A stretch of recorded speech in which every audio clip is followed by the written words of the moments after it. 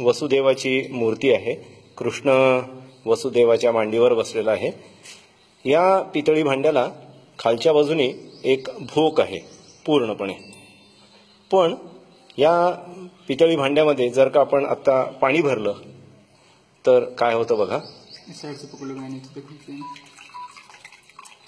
आता हे त्याच्यामध्ये पाणी टाकतात.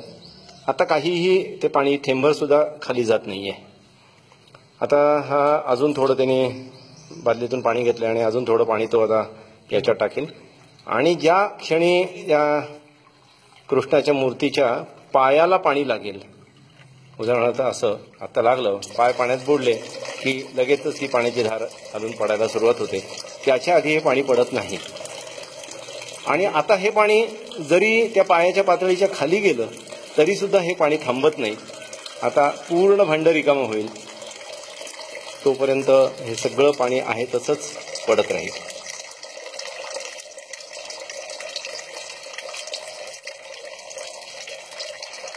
आधी आम्हाला वाटत होतं की ती कृष्णाची मूर्ती आहे ती हलणारी आहे, त्याच्यात त्यांनी काही केलंय का. पण ती कृष्णाची मूर्ती पूर्णपणे त्या वसुदेवाच्या मूर्तीपासून वेगळी होते. हे असं होतं. पण याची काय यंत्रणा आहे, काय रचना आहे आतमध्ये, हे आत्ता तरी काही सांगता येत नाहीये. पुन्हा एकदा ते पाणी घालतायत बघा. थेंबर सुद्धा पाणी जात नाहीये.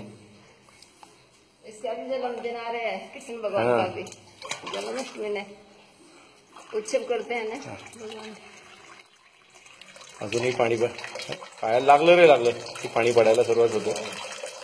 आणि आपल्याला असं वाटेल की पायाच्या पातळीच्या खाली गेलं पाणी की ते थांबेल. पण आता तसं होत नाही.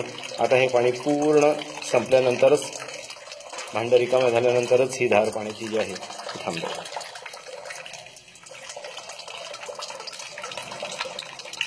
हे रामगडमध्ये आम्ही खेमका कुटुंबाने बांधलेलं हे एक शनी मंदिर आहे.